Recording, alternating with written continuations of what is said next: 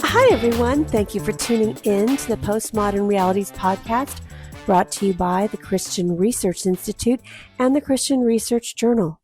I'm Melanie Cogdill, managing editor of the Christian Research Journal. It's August 2025, and this is episode 459, which is a conversation about the latest book from John Walton in his Lost World series. This book is called New Explorations in the Lost World of Genesis, Advances in the Origins Debate. Today's guest is Dr. John Bloom, who is a professor of physics at BIOLA University in Los Angeles, California. John has published numerous articles on the relation of science and faith. Dr. Bloom has written a summary critique book review for the Christian Research Journal, and his review is called The Graveyard Spiral of Walton's New Explorations in the Lost World of Genesis, and you can read it for free at equip.org. That's EQUIP.org. John, it's good to welcome you on the podcast. Well, it's great to be here. I'm excited today to welcome John Bloom onto the podcast. He has written for us a few times over the years, and it's great to have him as a first-time guest for this episode. And he has written for us in the past about this series of book, the Lost World series, and those books, and that series is written by Dr. John Walton. And the particular book that we are going to be discussing today is the newest one in that Lost World series. It's called New Explorations in the Lost World of Genesis, Advances in the Origins Debate. But before we talk about the book, I would like to ask John a little bit more about John Walton. Who is John Walton? Well, he's one of the more famous Old Testament scholars in the evangelical world today. He graduated from Hebrew Union College with a PhD in ancient Near Eastern studies. Parallel background to me, I did ancient Near Eastern studies at the Annenberg Research Institute in Philadelphia. Then he went on to the Moody Bible Institute teaching Old Testament, then shifted over to Wheaton College, where he's probably best known, there for many years. He's now emeritus. He's retired. He's been on the board. I would assume he's still on the board of the BioLogos Institute. So he has connections into that whole theistic evolution, evolutionary creation view, and is one of their key theologians in terms of looking at that perspective. So you have reviewed for us another book that is in a series of books that he's done. And before we talk about this book in particular, I want to ask you, why does this topic matter to the average Christian? I don't want anyone to turn off this podcast and think, oh, that sounds too esoteric for me. I want to know, why should Christians care about origins and faith in the Bible? Well, Walton's main thesis throughout his whole Lost World series, there's about 8 books he's done on this, is that Christians have misunderstood the Bible for thousands of years. Now that we have some understanding from the ancient Near East, we've recovered these cuneiform texts and understood their stories. We now, he says, that we now realize that we've misunderstood Genesis and much of the Old Testament because we have not been interpreting it through the ancient Near Eastern eyes.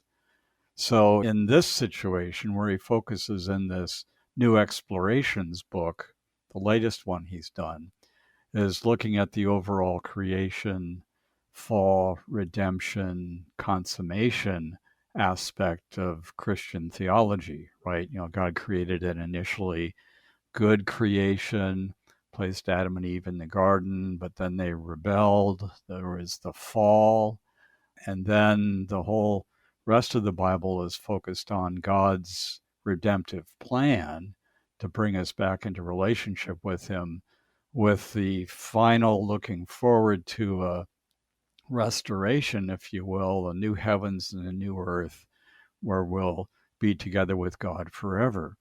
So this creation, fall, redemption, consummation story, Walton says, well, we just got that wrong. Okay. There never was a fall per se. He even goes so far to say that the whole early Genesis 1 to 11 just is not historical. I quote him here. He says, I view Genesis 1 to 11 as offering vignettes to explore the human search for order, not as the story of human history. So that's a major change from, again, how conservative Christians have historically and traditionally understand the whole theme of the Bible. So does it matter? Yeah, it's, do we have the basic picture right about the whole story of redemption? One of the things he also mentions is that that he concludes, I guess, is, there probably was not a real Adam and Eve. He's not insistent on that, but that's his overall tone. Well, whether or not they existed, doesn't really matter. So it's a very sort of pro-evolutionary model that he's espousing here, and just a complete reshaping of how we have traditionally understood the Bible message. Well, now I want to get into asking John about this book that he's reviewed, which he noted is called New Explorations in the Lost World of Genesis, Advances in the Origins Debate, which is a very provocative title. I want to ask you what those advances in the origins debate, according to John Walton, are. But I want to have you expand on what you were just saying about the gospel, because creation, fall, redemption, consummation is that's the gospel in a nutshell. And it's very curious to me that somebody who was a professor at an evangelical university is now saying what we know as Christian orthodoxy, in other words, Adam and Eve were real historical people that existed. There was a tree. They did eat condemnation unto themselves after they took the fruit they were forbidden to take. And there was an actual fall. I just want to ask you a little bit more about not only how he interprets away from the fall, or why he would do that. Why would he move away from established Christian orthodoxy? Yeah, I kind of wonder that myself. I think his goal is, again, focusing on, I see this thread throughout his Genesis, Lost World of Genesis 1, Lost World of Adam and Eve, to try to distance the Bible from any science or scientific interpretations as we might understand it. So his strategy here in New Explorations, though, is to set up that divide, if you will, by doing away with the fall. And his method is kind of interesting, I find. He first argues that, the term, the fall, does not occur in the Bible. That's a term that, theologians use later. But wait, the term, the Trinity, does not occur in the Bible either. And yet, that's something Christians would accept to be true. So the fact that the term doesn't occur in the Bible itself isn't a big deal. But his way of working around the fall is to say that, early Genesis is all about humans seeking order in all the wrong places. And by order, he means social and political order. That people are looking for order and not able to find it in the garden, or in, trying to be like God, or in agriculture, or in civilization. So he's really fixated on humans seeking order is what's going on there in early Genesis. And there's a certain truth to that. People really like to have their ducks in a row, not to live in chaotic conditions and so on. But I think there's a lot more going on in Genesis than just that. And it's interesting to see some of the interpretations that he brings in to try to work around or avoid the idea of a fall. One of the things that really struck me was that he says, look, naked and unashamed, Adam and Eve were naked and unashamed. What that really means is that they were uncivilized, they were indecent being naked, and they were shameless about it. And it's like, wow, that's really interesting, because that term is used, naked and unashamed, in the context of a marriage, or those are kind of desirable states in a marriage. So again, he kind of warps that kind of normal interpretation that naked and unashamed is a good thing in again, the marriage context. Then he says, well, the initial creation was not really, the garden was not really a very good state like Christians have assumed. And then what really blew me away is he says, look, being like God was okay for them. And it's like, well, wait, in the context of the passage, they're cursed for wanting to be like God, right? So, eating the fruit, and God's upset with it. So again, just a completely opposite interpretation that he's putting into the text in order to avoid this idea of a fall. And then he says, look, people were never comfortable in the garden. For Walton, the garden is the divine realm that humans are in. And people just aren't comfortable in the divine realm. And again, in the context, we have Adam created, and then he's having a good time naming the animals with God. God creates Eve, a wife for him, and they look like they're really happy. They're walking with God in the cool of the evening. That certainly sounds like a really great life that they have, and what we would call the pre-fall conditions. And again, Walton just, totally glosses that over and says, well, they were never comfortable in the garden. And it's like, well, yes, after they rebelled, they weren't terribly comfortable, but beforehand, it looks like that was a very good state to be in. And what really scares me with Walton's interpretation here, people are not comfortable in the divine realm, is, well, wait a second, what about heaven? And what about the new heavens and the new earth, when we're going to dwell with God and God's going to dwell with us? And all the promises in the Old Testament of, he'll be his people, he'll dwell with Israel, and so on. So this whole notion of, people are not comfortable being around God, where's that come from? Well, it comes from the ancient Near East. So, what would one say? There's a lot of half-truths in arguments sometimes. But if you look at, documents from around the ancient Near East that talk about the early history of people, there's no fall accounts in any other ancient Near Eastern documents outside the Bible, certainly not any clear ones. And the uncivilized state was the first description of people that's given. The gods send kingship down from heaven to establish order. So there is a desire for order that, again, is common to everyone. But this idea that people aren't comfortable in the divine realm, well, in the ancient Near East, the gods were, we would call them demons, right? These false gods.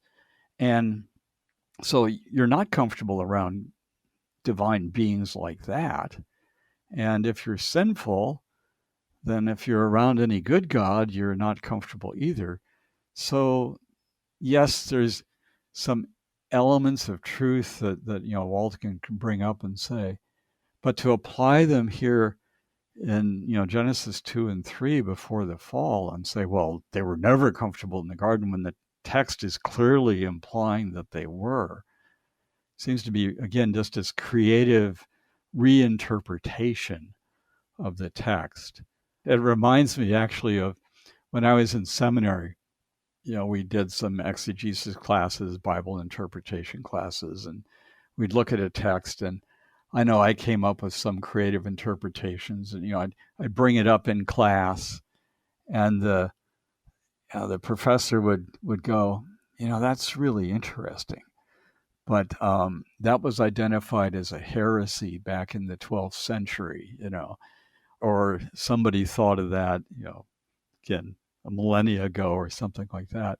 So creative interpretations are a lot of fun, but are they right is the question. And I think Walton seriously erred in bringing in these ancient Near Eastern so-called parallels that were the biblical picture, the biblical worldview is exactly the opposite of that. This is a big thank you to all of our faithful listeners of the Postmodern Realities podcast. And if you are newer to the podcast in the last 2 years, you will have seen that our journal transitioned to an online-only, free, no subscription publication at equip.org. But every now and then we want to bring to you some very important primary research that we do in a special print issue. And we've done that with our very special print issue of Volume 48, numbers 2 and 3, which is called The Eastern Lightning Cult, Christ Returns to Earth as a Female. And it is 100 pages of in-depth primary research done by CRI President Hank Hanegraaff and others. Hank has traveled to China to do research for this particular group, and it has more than 4 million followers worldwide. It's very important that you know about this group and also see just the kind of in-depth primary research that we do here at the Christian Research Journal and the Christian Research Institute. So to get this very special issue, please partner with us. You have been getting the Christian Research Journal for free for the last 2 years, but we would ask for a partnering donation for you to get this very special issue mailed right to your door. And you can do that by going to equip.org. And if you go to the front page and you scroll down a little bit, you will see a section there that features 4 gifts or opportunities to donate to the Christian Research Institute, and you can see the cover there of the Christian Research Journal. Just click on that and it'll take you right to the landing page where you can give a partnering gift to receive this very special collector's edition print issue. And so thank you for the ways that you partner with us by partnering with us through getting this special print edition and just by telling a friend and letting people know about this podcast. We are so grateful for your comments on Apple Podcasts about the podcast and your input. And we just are really thankful that you listen to us faithfully and you post these episodes on your social media accounts and every other way that you partner with us. So thank you so much. And now back to my conversation with Dr. John Bloom. I want to ask you a little bit more about Walton's interpretation of Genesis, because a couple of things. First of all, you commented about them seeking order. Well, I mean, God is the one who gave them the cultural mandate and said, go fill the earth. I mean, he was telling them to make a society. So I find that's really fascinating that's something that God had given to them, asked them to do, Adam and Eve. And the other thing I'm wondering about too is, we see the seed of the gospel in Genesis chapter 3 after the fall. So my question is, why would he get rid of Adam and Eve? What is the benefit of saying these are not historical people? First of all, how does he skip over the seed of the gospel in Genesis chapter 3? And then also, how does he think sin entered into the world that we need the gospel? Yeah, good questions. He dismisses that Genesis 3, the serpent will strike his heel and he'll crush the seed of the woman, will crush the head. He dismisses that as, that's not a messianic prophecy at all. I think it's a pretty striking one myself in that regard. But in terms of where sin comes in, I didn't see him clearly address that. It seems in his thinking that I guess people were always sort of, self-seeking and selfish and, wanting to do their own thing. So, yeah, that was, I didn't see him clearly do that. The benefit of getting rid of Adam and Eve for him is, again, this advances in the scientific discussion. if there was no Adam and Eve, if there was no initial very good state that people were in, then this removes any biblical challenge to the secular human origin story, to Darwinism, and people evolved from some pre-existing hominid and some pre-existing whatever. It just sort of clears away any biblical challenge to that secular model. So again, the subtitle there, Advances in the Origin Debate, to me felt a bit of a advertisement or something. Because for Walton, in this model, the debate's over. Okay, there's nothing in early Genesis that relates to science. And he said that earlier in the Lost World of Genesis 1 and Adam and Eve. But here he's, by doing away with Adam and Eve, and they're only typological characters, story characters, or something to help explain the human search for order. There's just nothing in Genesis that relates to science. So this is perfect because now science has all the facts, right? In terms of, how we got here and all of that. And, all of the Bible can contribute are, do you want fries with that? I guess, it just could contribute a sense of values, So Walton is catering to the classic fact value split where, science has all the facts and, Christianity can contribute maybe a moral sense of how we should live, contribute, that we should love one another, those sorts of things, the Christianity can contribute. But it has, there's no facts in the Bible that could contest anything that science might bring up. So, and this tends to be, what Biologos likes to argue as well. So again, he's thinking in that mold, unfortunately. And for me, the early Israelites, early Genesis, was written at a time before there was anything we would identify as the hard sciences, right? Physics, chemistry, hard math, and all of that. But I think God can still convey a basic sequence of events as how he created and formed and shaped the earth. And he can convey that sequence of events in a timeless, culturally universal language of appearance style that anybody, from child to astrophysicist, can understand the basic sequence, and scientists today can make good sense of. Coming at this from a scientific side, I see there's pretty nice sequence of events that's laid out there in Genesis that fits how we see the world came to be.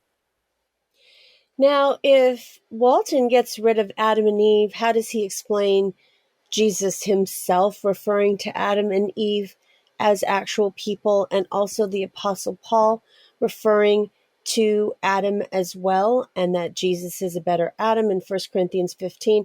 I mean, how does he explain those, or does he ignore those passages?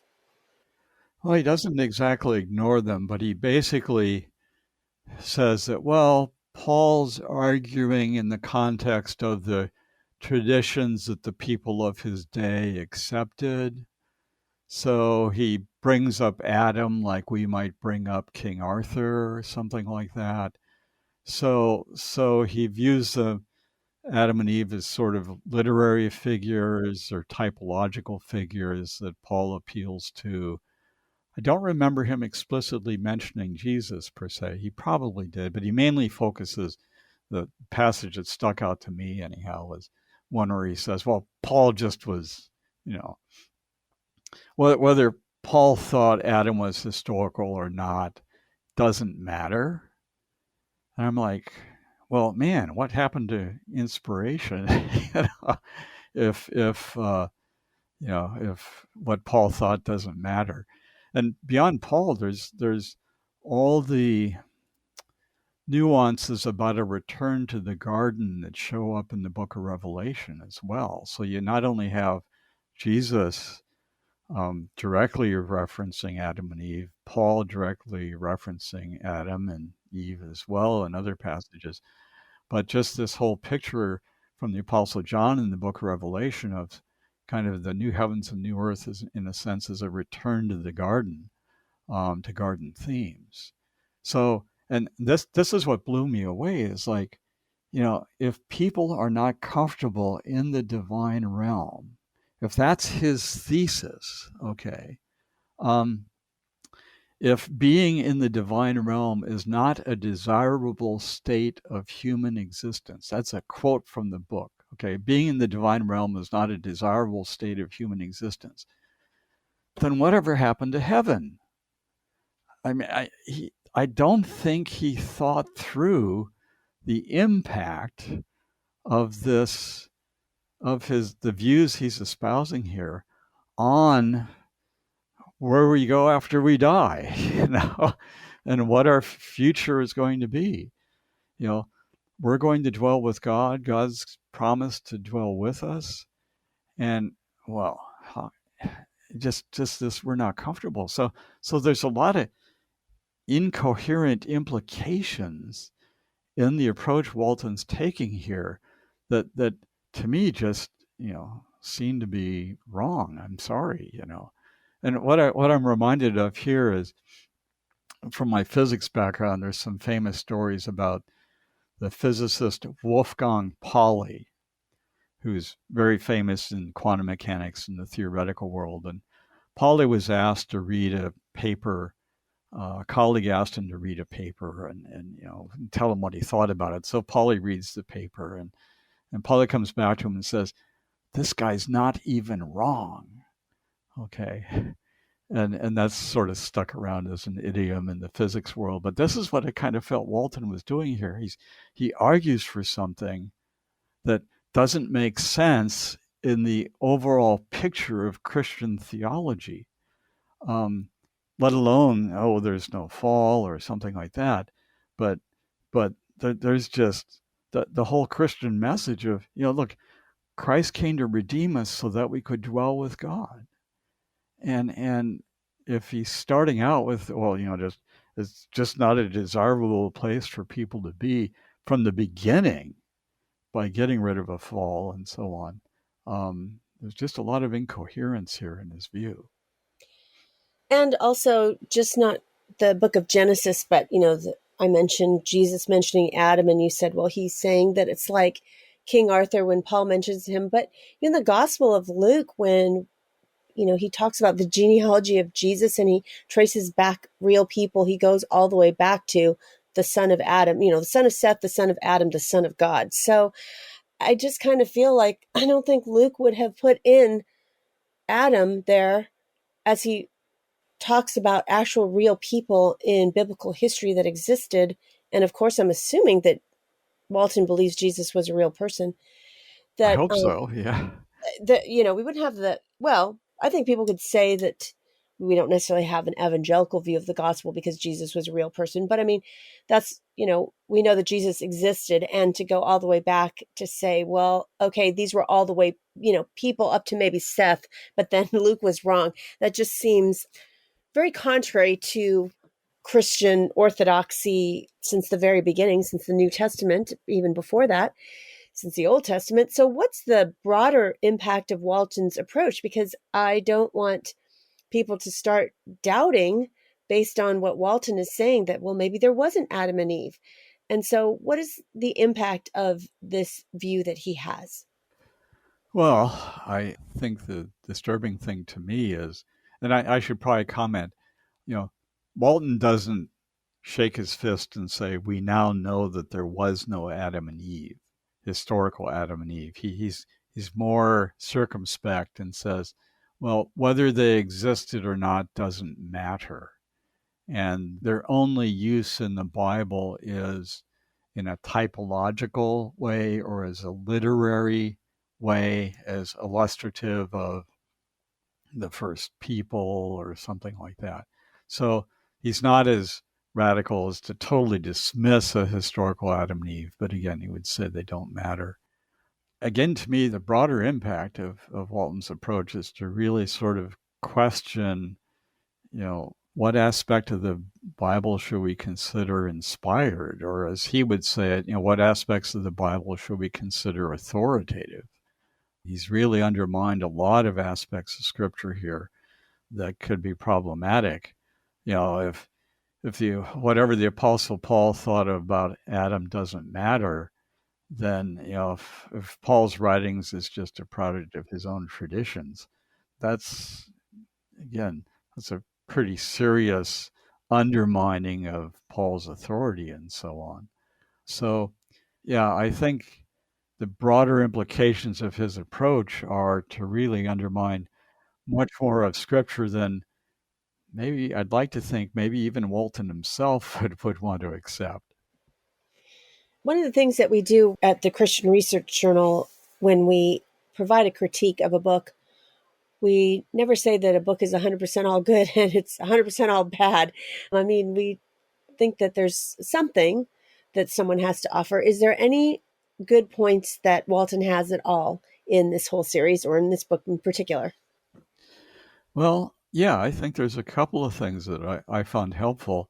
Back in the Lost World of Genesis 1, he spent a lot of time arguing for that bara, and the Hebrew word bara for create, and the whole thing that God was doing in Genesis 1 was assigning functions to the sky, to the sea, to the animals, and things like that. God wasn't really creating things. He was just assigning function to things. He got a lot of criticism for that. And in this book, he says, yeah, I think a better way to think about what God was doing in Genesis 1 was ordering the creation. That it started out in, again, tohu wabohu, kind of a formless and void state, and God's ordering it. That's much more in line with what other Old Testament scholars think now. So it's nice to see him kind of set aside this kind of idiosyncratic idea and align himself a little bit more with God's ordering his creation. And a creationist can see ordering as God creating things here. So it somewhat fits with the even very conservative models to think that way. He also argued in the Lost World of Genesis 1 that the garden was a cosmic temple, and Adam and Eve were the first priests in that temple. And once again there, he's toned that down and said, no, it's better to think of the garden as this divine realm into which Adam and Eve, they lived there, but it wasn't like as priests, and the garden wasn't a temple. So again, he got some very good criticism from other scholars, so he's revised his views there. So in one sense, the value of new explorations is to see where he himself has changed his views. So I don't have to go now and try to argue against what he said in Lost World of Genesis 1, because he no longer holds that position. So that's been helpful to see. He's refined his positions in some ways so that they're less controversial. And that, I think, is a good thing. So besides some of the things that you mentioned that you had issues with in this book, were there any other things that you haven't already talked about, from especially the idea of being uncomfortable in the presence of God and heaven, and seeing Adam and Eve as irrelevant and interpreting away the fall? Are there other issues that you had with this particular book? Well, there were a number of ones. How long do you have? It'd be one way to say it. But one of the issues to me that's been interesting to see is that in his prior books, he, again, has this aversion to any form of material creation. Again, trying to separate science from Genesis at all costs is his approach here. So he says, there's nothing about material creation here. In particular, he argues that Genesis 2:7, which is referring to Adam being created from the dust of the ground, that's not referring to the material creation of Adam. And his big argument there was that there's no preposition in the Genesis 2:7. So it doesn't literally say God created Adam from the dust of the ground. Just God created Adam, dust of the ground, and then breathed into him. So there's no from. So therefore, Genesis 2:7 doesn't connect to a material creation of Adam. Well, you can get into the Hebrew grammar on this, and Hebrew verbs don't always need to have a preposition to, say what something was made from. So that's one argument for it. But to me, what was fun in reading this, as he's spending a couple pages arguing that no, Genesis 2:7 really is not referring to the material creation of Adam. He's still arguing that point really hard and in detail. If you just read on into the next chapter, Genesis 3:19 and Genesis 3:23 says that Adam came from the dust of the ground. The preposition from is used there. So he focuses on Genesis 2:7 and misses later verses that tell you that provide the preposition, right? That no, God did make Adam materially from the dust of the ground. I would understand dust as non-living material. Okay. So that to me was one of the issues is, yes, he changes his position in a number of ways, but he still at all costs wants to avoid any sense of, material creation. Again, because we have to separate science from the Bible, right? So he still continues that position. Overall, I guess the issue I see with Walton is, no real Adam and Eve, Paul was just a product of his traditions. Those sort of approaches are what I read in the theologically liberal, the critical scholars, the skeptics, and so on. It's not that I've ever heard of these positions before or never read them before, but these are coming from an evangelical professor, right? So the striking thing to me with this is he's just appropriated and espoused theologically liberal, critical, and skeptical views and is saying this is the way that conservative Christians should understand the Bible. And it's like, wow, I think there's some problems with that. So overall, what did you think about Walton's newest entry into his Lost World series? Well, again, my overall impression was that his goal remains the same, is to any argument I can give that will disconnect the Bible from science is the approach that I'll take. But overall, starting from sort of his first book to this most recent New Explorations, I'm very disappointed to see sort of this drift from conservative positions. The trend was there before, but here, especially in New Explorations, I kind of see it the most clearly.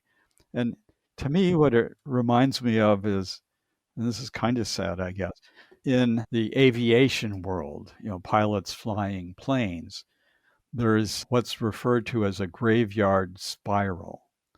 And this happens when a pilot flies into clouds and loses all visible connection with the ground because they're in thick clouds. And they try flying by the seat of their pants rather than looking at their instruments. Because your sense of orientation, if your eyes are not able to see the ground, goes off of your inner ear. And you can get yourself into a spiral and feel like you're flying straight. And the graveyard spiral is exactly that. You think you're flying straight, you're going by the seat of your pants or by your inner ear, and you keep flying in a tighter and tighter spiral till you eventually crash. And it just seems like that's what Walton's sort of done here. He's, I hate to say it this way, kind of flying by the seat of his pants. Here's the goal that I want to do, right? Disconnect the Bible from science. And whatever argument I can use that'll forward that goal will do. And he ends up getting into a tighter and tighter critical, skeptical spiral until I think he's crashed the plane. So sadly, and I kind of hate to say that, but that's sort of my overall impression is I don't think he's realized the spiral that he's in by espousing these views. They really seem to be incoherent in the greater picture of Christian theology. Well, this is just a lot of food for thought. So I'm sure some of our listeners are saying, you're giving a good warning about this series. I probably don't want to read the Lost World series, but do you have different resources for Christians who want to dig into the whole issue of Adam and Eve and their existence and some of the other questions they may have about Genesis? Yeah, I mean, early Genesis, Adam and Eve again, those are really hot topics. Christians need to be thinking about them. And the author I think I like the best on this is Jack Collins, or as he publishes, it's C. John Collins. You can Google him or look on Amazon. Collins has a number of books on this that are great. One of his is Did Adam and Eve Really Exist? Why it matters. So that book exactly focuses on this issue. He has another book that's really good called Reading Genesis Well, where he looks at the literary depth and the genres that are involved, especially in early Genesis. Does an excellent job on that. He's written a commentary on Genesis 1 through 4 that's excellent as well. So, if you want to pick one author, Jack Collins is particularly good for that. If you want to kind of step back and get a broader picture of what's going on and what are the different views that are out there, the Zondervan's Four Views books. There's one on the historical Adam, where Walton is one of the contributors. Jack Collins is one of the other contributors, so you can see them interact with each other there. So the Four Views on the historical Adam. Then there's the Four Views on creation, evolution, and intelligent design that looks at the kind of the broader issues involved. But there you have the Discovery Institute, you have Hugh Ross, you have Biologos, and so on, and Answers in Genesis there. So if you really want to get an overview of what people think and why they think it, those two books are really good. I kind of like Hugh Ross, and he's coming out with a new edition of Navigating Genesis this fall that should be helpful. I haven't seen it yet, but I would expect that to be helpful.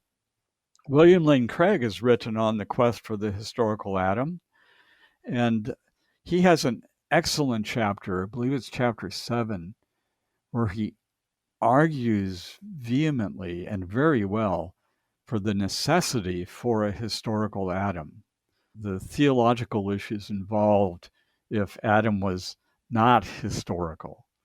And so that chapter is particularly excellent. He has another chapter there, chapter 6, where he argues against the type of interpretation of Genesis and of ancient Near Eastern materials that Walton does that leads to weird conclusions. So his chapters 6 and 7 are especially good. Overall, I think Craig is a bit weak on some of the human origins data. I think he maybe overrates the Neanderthal abilities and so on. But for the theological aspect, he's great. And for the misinterpretation of texts, both Genesis and ancient Near Eastern, he does a good job. Then unfortunately, I think he kind of falls prey to some of the things that he warns against himself with fantastic elements. I can't believe Genesis because of the fantastic elements that are there. Well, yeah.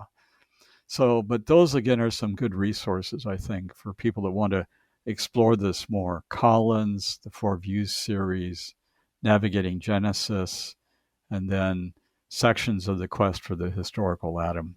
It would be really great for people to be aware of. And I will let our listeners know that we have footnoted the review that we did of William Lane Craig's book, The Quest for Historical Adam, as well as I did a podcast with Fuzz Rana from Reasons to Believe that you can also listen to as well if you missed that a couple of years ago, and add that to your reading list along with the ones that have been recommended here by John. Well, you've given us a lot of food for thought, but now you're a first-time guest on our podcast, so I have some fun rapid-fire questions for you, John. Early bird or night owl? Night owl. Introvert or extrovert? Oh, that's terrible. That's terrible. I'm an extroverted introvert. That's Okay, how I well, would we'll have say it. that as your answer. And you live in California. What's one of your favorite things about living in California? Well, I'm in Southern California, so the climate here is totally awesome. And the problem is there's too many other people that think the same thing, so it's way overcrowded for the environment here. Well, thanks, John, for being a guest today on the Postmodern Realities podcast. You've been listening to episode 459 of the Postmodern Realities podcast. Today's guest was Dr. John Bloom. He has written a summary critique book review for the Christian Research Journal, and his review is called The Graveyard Spiral of Walton's New Explorations in the Lost World of Genesis. You can read it for free at equip.org. There's no paywall. Go to equip.org. You won't want to miss out on subscribing to the other podcasts from the Christian Research Institute. We have the Bible Answer Man podcast, which is published Monday through Friday with the best of the week on Saturday. It's hosted by CRI President Hank Hanegraaff and is available wherever you get your favorite podcasts. In addition, Hank has a podcast called Hank Unplugged. Hank takes you out of the studio and into his study to engage in free-flowing, essential Christian conversations on critical issues with some of the most interesting, informative, and inspirational people on the planet. And you won't want to miss out on the brand new podcast from the Christian Research Journal. Christian Research Journal Reads presents audio versions of Christian Research Journal articles. It was a print incarnation of almost 45 years. It's now on the web, as you know, with new articles every single week. So you won't want to miss these audio articles of some of our most popular and most accessed articles on our website, equip.org.